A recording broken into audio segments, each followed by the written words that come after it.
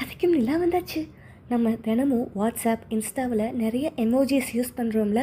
ஆனால் அதில் சில எமோஜிஸ்களோட நிஜமான அர்த்தம் தெரியாமல் நம்ம தப்பாக யூஸ் பண்ணிகிட்ருக்கோம். அப்படி நம்ம தப்பாக புரிஞ்சு வச்சுருக்கிற டாப் 3 எமோஜிஸ் பற்றி சொல்லவா? முதலாவது ஃபோல்டட் ஹேண்ட்ஸ். நம்ம எல்லாரும் இதை சாமி கும்பிட்றது இல்லைனா ப்ளீஸ், தேங்க்ஸ்னு நினச்சி யூஸ் பண்ணுறோம். ஆனால் ஜப்பான் கலாச்சாரப்படி இதோட நிஜமான அர்த்தம் ஹைஃபை கொடுக்கறது. ரெண்டாவது இன்ஃபர்மேஷன் டெஸ்க் பர்சன்.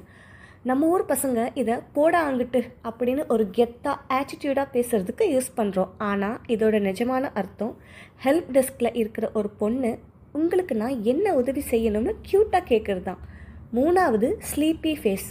மூக்கில் இருந்து ஒரு ட்ராப் தண்ணி வர மாதிரி இருக்குமே, நாம் இதை அழுதுகிட்டே தூங்குறது இல்லைனா சோகமாக இருக்கிறதுக்கு போடுவோம். ஆனால் அனிமே கார்ட்டூன்ஸ் படி தூங்கும்போது மூக்கில் வர காற்று குமிழி அதுதான், அதாவது நான் நல்லா தூங்குறேன்னு அர்த்தம். அடப்பாவுமே, இத்தனை நாளாக இது தெரியாமல் போச்சேன்னு தோணுதா? நீங்கள் இதில் எந்த எமோஜியை தப்பாக யூஸ் பண்ணிகிட்டு இருந்தீங்கன்னு கமெண்ட்டில் சொல்லுங்கள். டாட்டா.